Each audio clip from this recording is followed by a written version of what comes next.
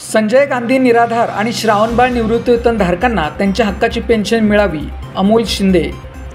संजय गांधी निराधार आणि श्रावणबाळ निवृत्तीवेतन धारकांना त्यांच्या हक्काची पेन्शन ऑक्टोबर महिन्यापासून ते या महिन्यापर्यंत काही तांत्रिक कारणाने मिळाली नाही।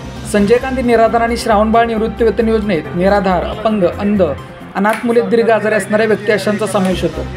हे लाभार्थी असणारे लोक वयस्कर आणि आधारी नसलेले आहेत।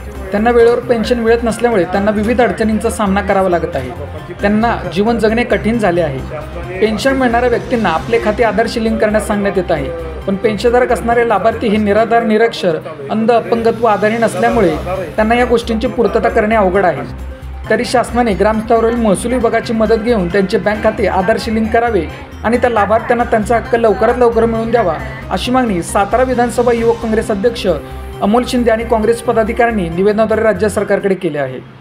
त्याबाबतचे निवेदन त्यांनी जिल्हाधिकारी यांना दिले।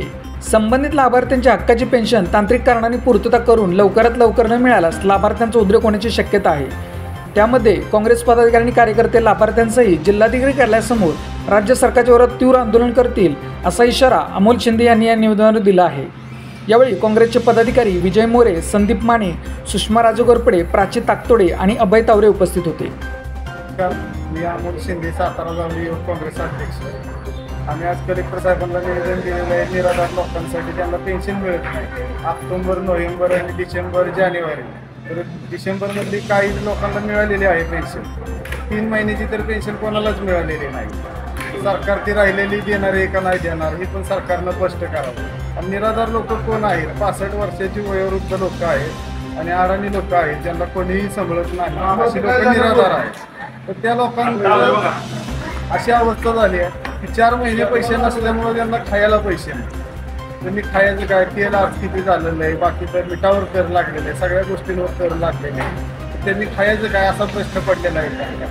तर त्यांच्या तक्रारी येतात आमच्याकडे, तर त्यांचा विषय आम्ही धरलेला आहे। तर त्यांची घरोघरी जाऊन, निराधारांची लिस्ट सरकारकडे आहे, त्यांच्या घरी जाऊन त्यांचे काय प्रॉब्लेम असतील, काय कागदपत्र पाहिजे असतील, तर ती दुरुस्त करून घेऊन त्यांची पेन्शन लवकरात लवकर मिळावी अशी आमची म्हणणं आहे। मी संदीप माने, जावली तालुका काँग्रेस अध्यक्ष। आज आम्ही सर्व जावली काँग्रेस पदाधिकाऱ्यांनी जिल्हाधिकारी साहेबांना निवेदन दिलं आहे की गेली 4 महिने झालं निराधार लोकांची पेन्शन शासनाला दिली नाही। शासनाने बाकी सगळीकडं पैशाची वारेमाप उधळपट्टी म्हणलं तरी चालेल, अशी सगळीकडं कामाची चालू आहे। पण खरे निराधार जो आधार आहे की त्यांना दुसरा कोणाचा आधार नाही, अशांना शासनानं पहिलं प्राधान्य दिलं पाहिजे आणि त्यांना पहिल्यांदा त्यांच्या काय असं ते पहिल्यांदा त्यांचं दर रेग्युलर पेन्शन दिली पाहिजे, नंतर बाकीच्या योजनेकडं काय असेल ते विषयी लक्ष दिलं पाहिजे। त्यांचा आवाज बोलणारं कोणी नाही, त्यामुळे आम्ही काँग्रेस पक्षाने त्यांचा आवाज उठवलेला आहे। तरी त्यांना निराधाराला पेन्शन द्यावी, अन्यथा आम्ही कायदेशीर मार्गाने आंदोलन करू।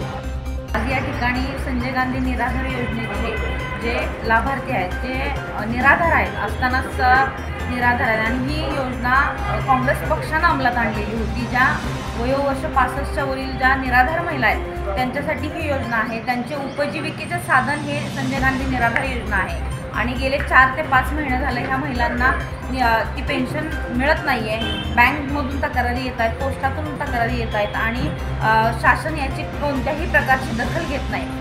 आज या महिलांना जिल्ह्याच्या ठिकाणी येऊन तक्रार देण्यासाठी सुद्धा पैसे नाही आहेत। त्यांच्या उपजीविकेचा प्रश्न निर्माण झालेला आहे आणि शासन याबाबत कोणतीही दखल घेत नाही। ही फार मोठी शोकांतिका आहे।